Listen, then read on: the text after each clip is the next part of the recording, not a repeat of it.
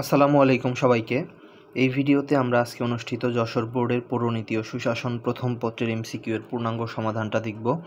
তোমরা আমার সাথে একটু মিলিয়ে নাও কার কতগুলোর মতো এমসিকিউ হয়েছে, এবং এখানে দুই একটা প্রশ্নের উত্তর একটু ভুল থাকতে পারে, তোমরা বইয়ের রেফারেন্সে সেগুলো একটু ঠিক করে নিও। তো আমার হাতে যে প্রশ্ন এটা হচ্ছে ক সেট।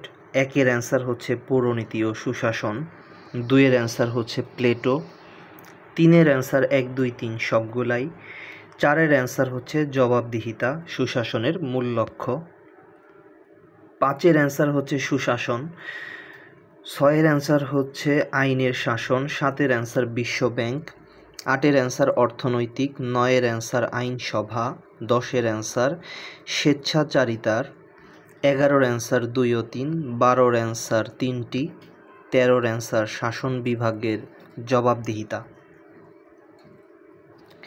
14-র অ্যান্সার হচ্ছে 1 ও 2, 15-র অ্যান্সার ধর্ম, 16-র অ্যান্সার দেশপ্রেম, 17-র অ্যান্সার বিরোধী দলকে, 18-র অ্যান্সার আইন, 19-এর অ্যান্সার 1, 2, 3 সবগুলাই, 20-এর অ্যান্সার নৈতিকতা, 21-এর অ্যান্সার নগর রাষ্ট্র, 22-এর অ্যান্সার হচ্ছে গণতান্ত্রিক, 23-এর অ্যান্সার শাসন বিভাগ, 24-এর অ্যান্সার অর্থনৈতিক, 25-এর অ্যান্সার 1 ও 2, 26-এর অ্যান্সার অধিকার, 27-এর অ্যান্সার জাতিসংঘ, 28-এর অ্যান্সার সরকার গঠন, 29 অ্যান্সার হচ্ছে ক্ষমতা স্বতন্ত্রীকরণ নীতি, 30-এর অ্যান্সার হচ্ছে 1 ও 3।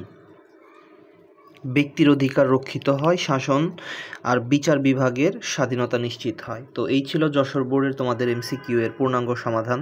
তোমাদের পরীক্ষা কেমন হলো এবং কার কতগুলোর মতো এমসিকিউ হলো অবশ্যই কমেন্টে জানাবা। সবাই ভালো থাকো, সুস্থ থাকো। আসসালামু আলাইকুম।